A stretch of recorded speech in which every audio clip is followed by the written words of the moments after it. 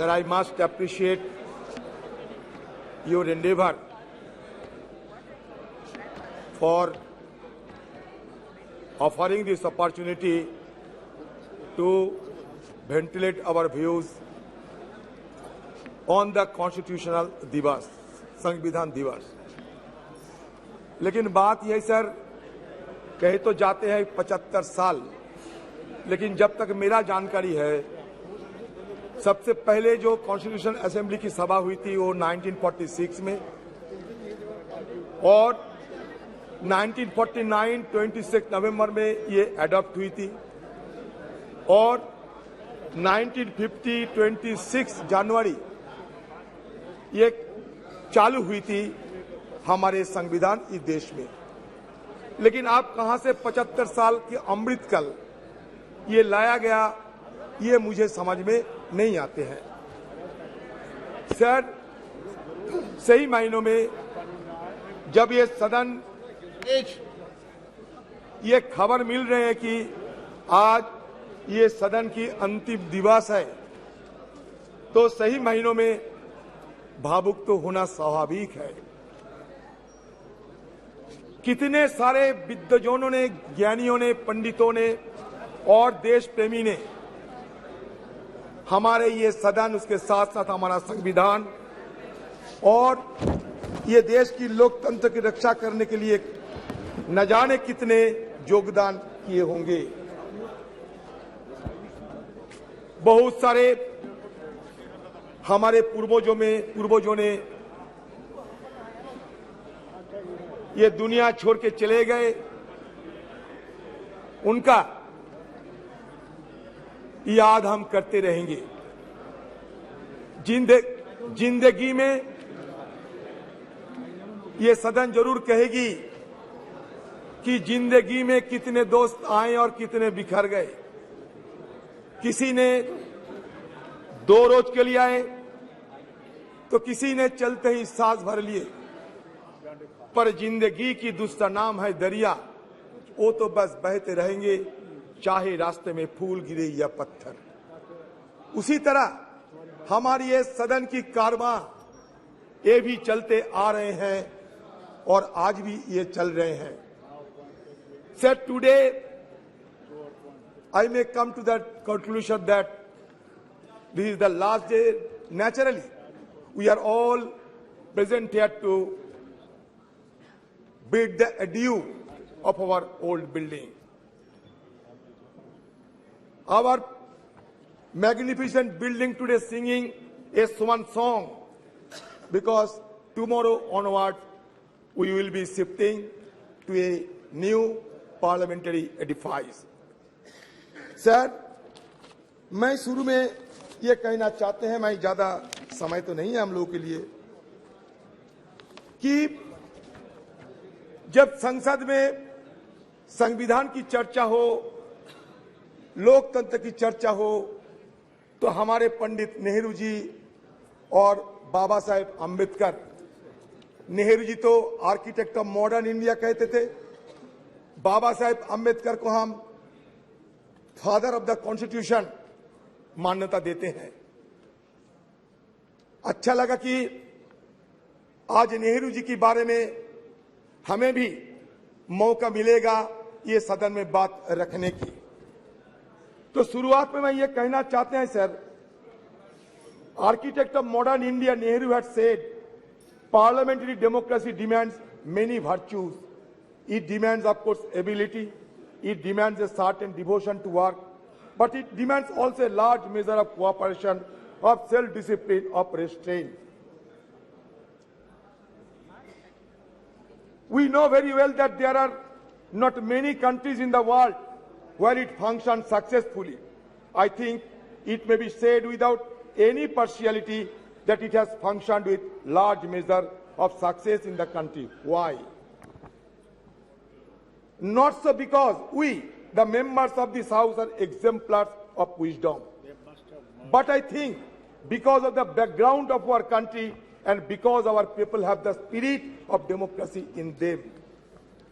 Jawaharlal Nehru detested cultism. He was humble in his submission to constitutional requirement.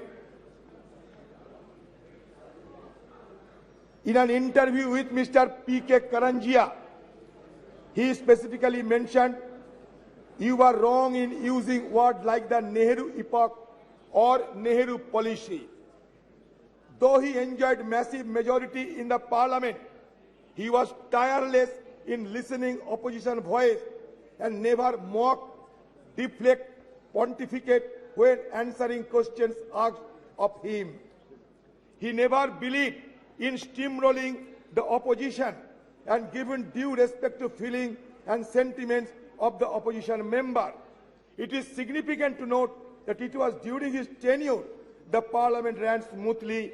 He was not only led the nation in a difficult situation, but he was the prime force and pioneer who has given a wonderful beginning of our parliamentary democracy by his immense contribution. Sir, मैं आपके संगठन में लाना चाहते हैं. Even Speaker Bell would ring for Jawaharlal Nehru when he exceeded time limit while making his speeches in the parliament. It shows that no one was beyond parliament's prerogative, and that was Nehru's contribution. Analyzing Jawaharlal Nehru's contribution to the development of parliamentary democracy in India has become significant and mere relevant in the contemporary context, which forces us to recall the glorious beginning of our parliamentary democracy, where healthy debate and discussions were order of the day. Sir, अगर सदन में जवाहरलाल नेहरू की चर्चा ना होगी, तो it will be equivalent of the performance of Hamlet without the presence of Prince of Denmark. At the stroke of midnight hour, the iconic speech has delivered in the parliament still has been reverberating the entire precincts of this house. Sir, another one, most illustrious person, Baba Saheb Ambedkar. Sir, Baba Saheb Ambedkar, who is regarded as the father of our constitution, he suggested that political democracy cannot last unless there lies at the base of it social democracy. What does social democracy mean? It means a way of life which recognizes liberty, equality, and fraternity, which are not to be treated as a separate items in the Trinity. They form a union of Trinity in the sense that to divorce one from the other is to defeat the very purpose of democracy. Equality cannot be divorced from liberty. Liberty cannot be divorced from equality. And nor equality and liberty can be divorced from fraternity. Now we need the mantra of Baba Saheb Ambedkar, the mantra of Jawaharlal Nehru and other stalwarts who have made this parliamentary democracy glorious for us to be remembered again and again. Sir, ये parliament में कभी भगत सिंह जी एक बम फेंका था, लेकिन किसी को आहत करने के लिए नहीं, ब्रिटिश सरकार को जगाने के लिए 1929 में। सर, ये सदन में हमला हुई थी 2001 साल में, आतंकवादी ने हमला किया था, हमारे वॉच एंड वार्ड और सारे लोग ये आतंकवादी हमला को रोके थे। आज हम सब के लिए हमारी तरफ से श्रद्धा अर्पण करना चाहते हैं। ये सदन के सारे मेंबरों के साथ साथ हमारे जितने स्टाफ है सर, ये मेहनत करते हुए आज इस सदन को इतना गरिमामय बनाया है। सर, आप सुन के चौंक जाओगे सर, जब पंडित जवाहरलाल नेहरू ने हिंदुस्तान की ये प्राइम मिनिस्टरशिप को संभाला, ये देश को अगुवाई करने के लिए तैयार हुई, तब हिंदुस्तान की हालत क्या थी जानते हैं सर?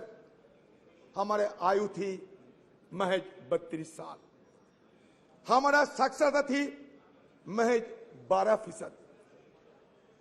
सर, पर कैपिटा हमारा रोजगार क्या था जानते हैं सर? सिर्फ 245 रुपया।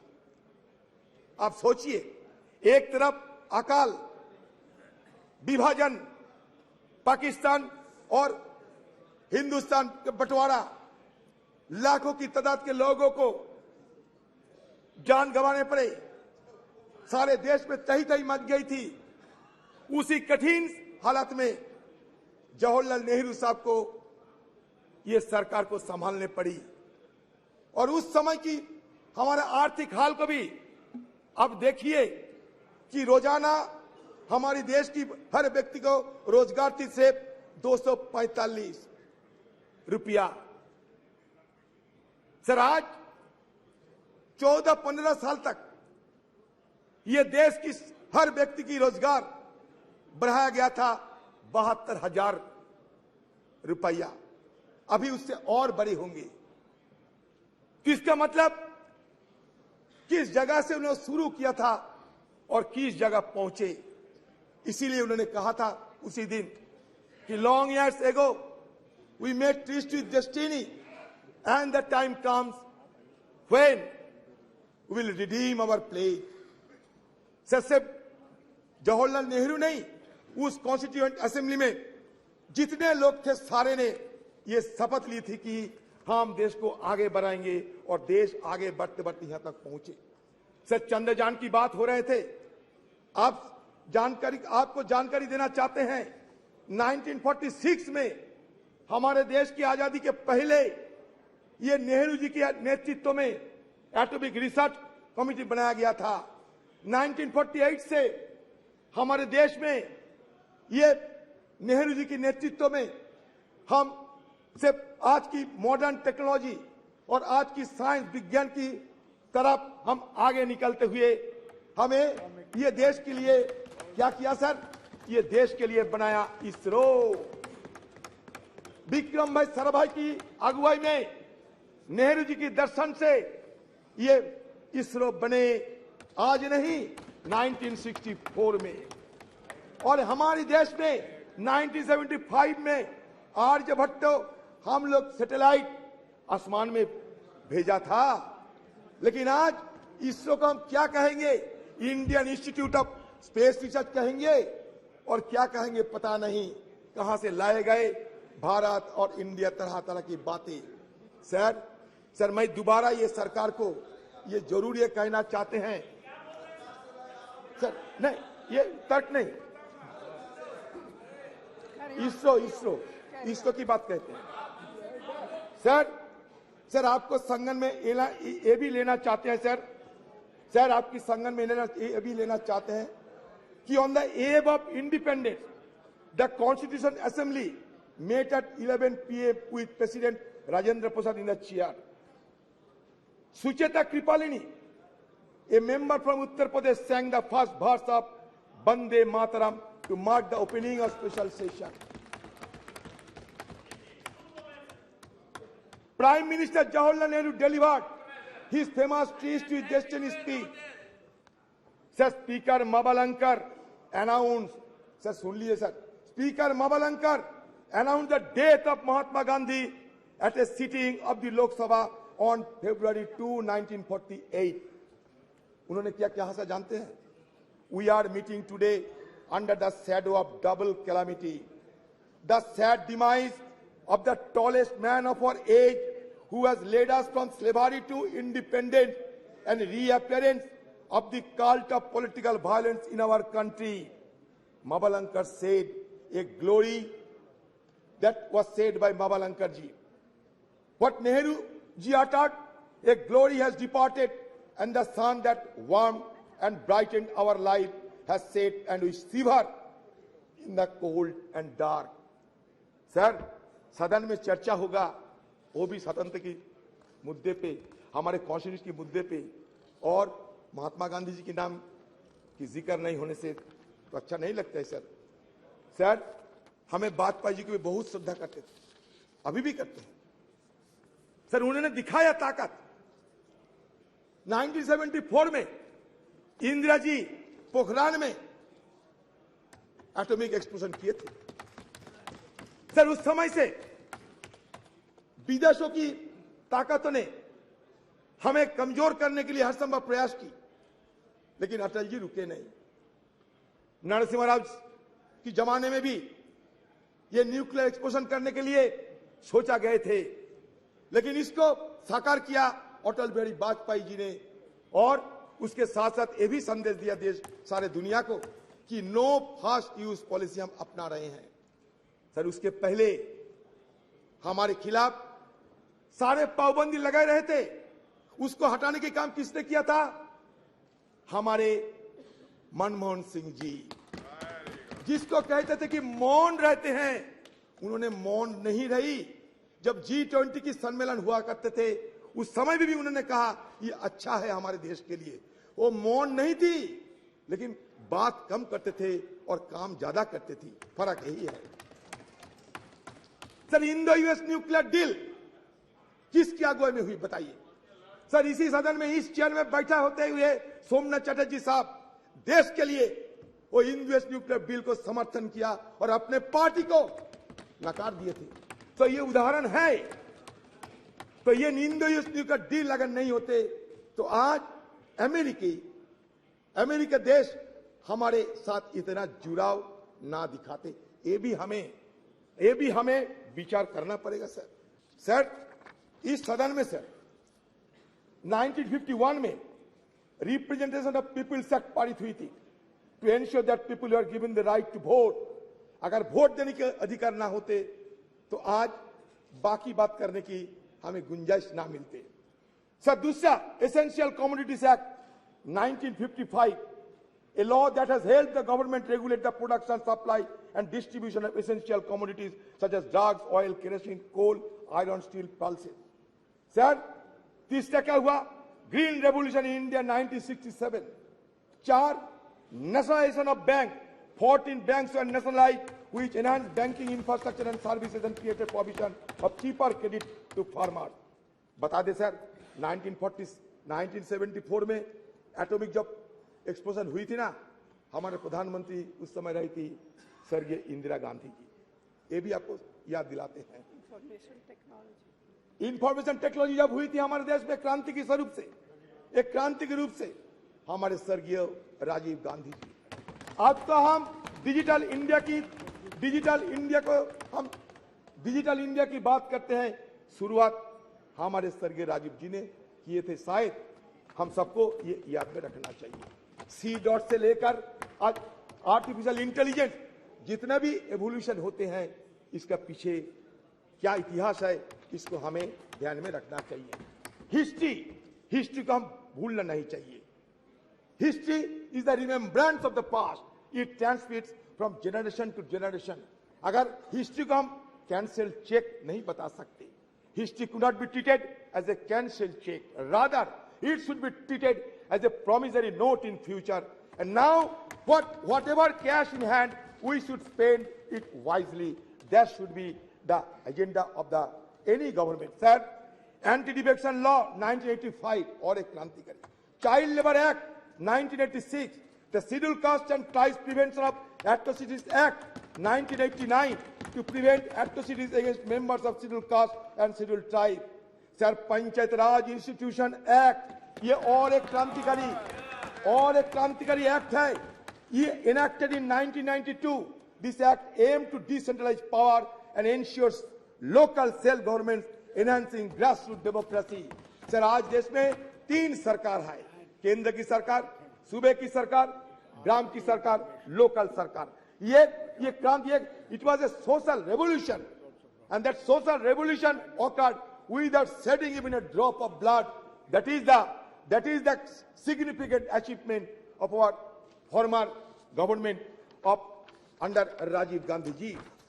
Sir, Member of Parliament Local Area Development Scheme 1993. Sir, Right to Information Act 2005. It is a landmark. Sir, Right to Information Act 2005 is a landmark legislation that revolutionized transparency and accountability in governance. It empowers citizens to request information from public authorities, thus promoting openness and reducing institutional corruption. Sir, I am being tempted to refer the name of my leader, Madam Sonia Gandhi ji. Sir, Madam Sonia Gandhi ji, who who took the initiative to pass the landmark legislation, Right to Information Act. History will remember. Right to food, right to education. Yes. The scheduled tribe and other traditional forest dwellers, recognition of Forest Rights Act 2006. Yes. National Rural Employment Guarantee Act NREGA. Sir ये नरेगा के खिलाफ कटुक्ति करते हुए कहते थे किसी ने ये मरेगा, ये नरेगा नहीं ये मरेगा, लेकिन नरेगा मरे नहीं, नरेगा जिए हैं। और नरेगा से हमें ग्रामीण लोगों को हमें भी ग्रामीण लोगों को इसके सहारे जीने का मौका मिलते हैं। Sir, right to education act और एक क्रांतिकारी विधेयक पारित किए गए 2009 साल में। ये राइट टू एजुकेशन एक्ट के तहत it made education a fundamental right for children aged 6 to 14 years. Sir, again, Food Security Act, National Food Security Act 2013. The Food Security Act aimed to provide subsidized food grant to large section of the population, ensuring food security. It sought to address malnutrition and hunger by guaranteeing access to essential food items. Sir, the issue is, sir, जानते हैं गरीबी बढ़ रहे हैं, सारा देश में गरीबी बढ़ रहे हैं। सर, पॉवर्टी इंडेक्स में 117 की देश के अंदर हम 107 में आ गए। सर, कभी हमारे देश को देखते हुए ड्रेज और अमर्त्य सेन ने यह कहा था कि it looks like the island of California in a sea of sub Saharan country. इसलिए हमारा ये गरीबी को सबको चूकता है। एक तरफ बढ़ते हैं कुछ चुनिंदे लोगों ने, लेकिन दूसरी तरफ हमारा गरीबी भी बढ़ते जा रहे हैं, इसको ध्यान में रखना चाहिए। Sir, right to fair compensation and transparency in land acquisition, rehabilitation resettlement act 2013, street vendors act 2014। Sir, बाद में क्या देखा हमने? बाद में हमें विरोध करने पड़े, क्योंकि सदन के अंदर विरोध करने का अधिकार तो हमें है और विरोध करने के अधिकार हमारे संविधान भी हमें देते हैं।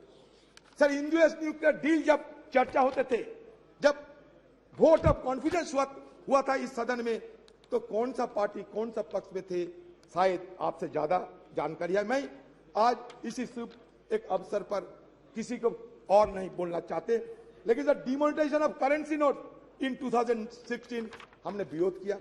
इंट्रोडक्शन ऑफ कॉम्प्लेक्स जीएसटी उस समय भी लाए गए थे जिस समय दूसरा सरकार थे, लेकिन फिर भी लाने में जो कमियां थी वो बार बार हम लोग उसका उजागर कर चुके हैं। सर, हमें application of article 370 and flight of Kashmir, ये मुद्दे को भी हमें आलोचना जरूर की थी। कश्मीर हमारा अंग है। सर, आज भी देखिए कश्मीर में हमारे फौजों को जान गंवाने पड़ती, इसमें तो यह साबित होते हैं उस दिन हमारी तरफ से जो शंका जाहिर किए थे वो शंका सही है। सर, आज मैं ये चाहता हूं कि हमारे सदन के अंदर हमारे जो रणकुबड़े जो फौजों ने वहां जान गंवा रहे हैं, उसके लिए कम से कम हम थोड़ा सा मौन व्रत करते थे, थोड़ा सा साइलेंस ऑब्जर्व करते थे, अच्छा होते सर। एक तरफ मणिपुर, दूसरी तरफ जम्मू कश्मीर जल तो रहे हैं दोनों, और हम जल तो रहे हैं, इसलिए हमें बहुत कुछ करना बाकी है। ये तो सिर्फ एक झांकी है, हमें बहुत कुछ करना बाकी है। सर, और एक देखिए, और एक divisive legislation, citizenship amendment act 2019 and NRC. तो इस तरीके की डिविजन लेजिस्लेशन के विरोध हम लोग किए हैं सदन के अंदर। जो हम किए हैं बताते हैं। सर, हम लोग विरोध किए हैं, ये फार्म लोग के चलते हम विरोध किए हैं, और हमारे विरोध के चलते, देश की किसानों की विरोध के चलते ये सरकार को फिर वापसी तो लेने पड़ी। सर, फिर digital personal data protection act हम लोग तो विरोध किए थे। सर, जो किए हैं हम वजह क्या है बता दिए हैं सर, और ये सारे हमारी तरफ से बात रखे गए हैं। सर, हम तो ये चाहते हैं कि आज की हालत में हमारी तरफ से और एक मांग आपके पास रखना चाहते हैं। वो मांग ये है सर कि हमारी सदन में एक आप नियम चालू करें, इसमें विपक्ष के लिए सिर्फ एक दिन विपक्ष के लिए डेडिकेटेड किया जाए। उस दिन विपक्ष सब कुछ बोलेगा, विपक्ष को जो मर्जी विपक्ष को बोलते रहेंगे। इसलिए एक दिन विपक्ष के लिए अब रख दिया करो। सर, आपको शायद ये भी जानकारी होंगे आपको शायद ये भी जानकारी होंगे कि हमारे पार्टी की तरफ से, खासकर हमारे पार्टी की CPP chairperson madam Sonia Gandhi ji, ये Sonia Gandhi ji women reservation bill के लिए सदन में कितने बार सवाल किए हैं और उन्हीं की अगुवाई में राज्यसभा में पारित होते हुए भी ये आज तक साकार नहीं हो पाए। तो हमारी तरफ से फिर हम ये मांग करते हैं कि आपकी सरकार रहते हुए ये वुमेन रिजर्वेशन बिल को पारित किया जाए। ये हमारी देशवासियों की मांग है। मुझे लगता है कि आप हमारी बात को जरूर गौर से सोचेंगे। सर बस हो गए सर मैं ये कहना चाहते हैं सब देश के हम ये कहना चाहते हैं सर, ये हमारे अभी भी बहुत सारे चैलेंजेस है, हमारे लिए बहुत सारे अवसर भी है। तो चैलेंजेस एंड अपॉर्चुनिटी के बीच मैं ये कहना चाहते हैं कि आज देखिए एक माहौल पैदा होते जा रहे हैं कि मेजोरिटी रहने से सब कुछ कर सकते हैं। Sir, there are fears of an ambition to establish a one party dictatorship. ये देश में एक माहौल पैदा हो रहे हैं। This has led to the sidelining of the opposition role in parliament, destabilization of opposition led government through tactics like the purchase of members of legislative assembly and the selective use of central agencies such as Enforcement Directorate, CBI, Income Tax Department against opposition leaders and ministers. Furthermore, the devaluation of parliament and the erosion of parliamentary procedure have become particularly pronounced during the second term of this dispensation. No, that's true. In 2021, the parliament convened for fewer than 50 days with minimal discussion on legislation and inadequate scrutiny of legislative bills. The decline in the referral of bills to standing committee is also notable, dropping from 60 to 70% during the previous government to only 22%. आपके लिए अच्छा होगा, ये हमारे deputy leader है, पूछिए ना sir. हो गया the first term of this government, a mere 13% in the second term. Additionally, the opposition has been denied the right to raise issues and press for vote during the legislative process, further undermining parliamentary norms. Sir, same is the status of Rajya Sabha. I don't know whether it will be allowed or not. Sir, India's transition, sir, मान के चलिए, India's transition from one-party dominant system to multi-party system, and more recently to a nascent one-party system under this regime has fundamentally altered the dynamics of engagement with Parliament. One positive aspect of parliamentary story is its representativeness. Initially in 1952, Parliament consisted mainly of lawyers associated with the freedom movement and pre-independence legislative bodies. But now, scheduled caste, scheduled tribe, OBC, all have been included in the legislative mechanism. It's a very positive idea. Sir, मैं जानता हूं sir आपको थोड़ा जल्दबाजी है, मैंने आपने पहले ही बोल दिया था। सर मैं ये कहना चाहते हैं कि देखिए सर, ये हमारे देश, इसमें तरह तरह की बात तो किए जाते हैं, लेकिन सच तो ये है कि इंक्लूसिवनेस की बात होते हुए भी इंक्लूसिव नहीं है हमारे पार्लियामेंट। आप खुद देख लीजिए, नंबर देख लीजिए, माइनॉरिटी कम्युनिटी के लोगों को संख्या देख लीजिए और खुद तय कर लीजिए। मैं कुछ नहीं कहूंगा, आज कटुता हम नहीं चाहते। सर बात यह है कि सर ये हिंदुइज्म की अगर बात करें, ये हिंदुइज्म क्या होते हैं? हिंदुइज्म में 4 वेद है, मिलियंस ऑफ गॉड्स है, 18 उपनिषद है sir, 6 classical school of philosophy है सर, दो एपिक है। अच्छा ठीक है, अच्छा मान लिया आप अच्छा ठीक है, तो है तो that means what does it suggest? It suggests that plurality is the essence of our civilization. We may be a young nation, but certainly we can proud of old civilization. Sir, हमारे civilization क्या कहते हैं? Plurality की बात करते हैं। India as a nation or as a civilization is an unending celebration of pluralism. Sir, pluralism accommodates differences, and differences in turn embody, enact dissent. Sir ये हम कहना चाहते हैं, जब ये कहते हैं कि वसुधैव कुटुंब का मतलब क्या है, यही तो मतलब है, सबको चिंता को, सबकी भावना को शामिल करना चाहिए। सर हमारे सरकार कहिए, हमारे संस्कृति कहिए, ये संस्कृति में ये भी दोहरा गया है, अहंकारम बलम दर्पम क्रोधम। सर अहंकारम बलम दर्पम ये वर्जित किए हैं हमारे हिंदू धर्म। सर इसलिए मैं कहना चाहते हैं, अहंकार को छोड़ना चाहिए हम सबको। हो सकता है आपका बहुत सारी क्षमता हो सकता है, आपको कभी हमको, लेकिन इसको वर्जन करना चाहिए। अहंकारम बलम दर्पम कामम क्रोधम समस्थिता मम आत्मा सर्वदेहेषु प्रदो विष्णु अभ्यसुआ का मतलब क्या है? मतलब ये होते हैं कि ऊपर वाले को गुस्सा की आप आमंत्रण ना करें तो बेहतर है। सर इसलिए आज जब सदन के अंतिम दिन है, मैं उस बुजुर्गों को स्मरण करते हैं जो हमारे बीच अभी नहीं है। Carry on, carry on, carry on, carry on. हाँ सर,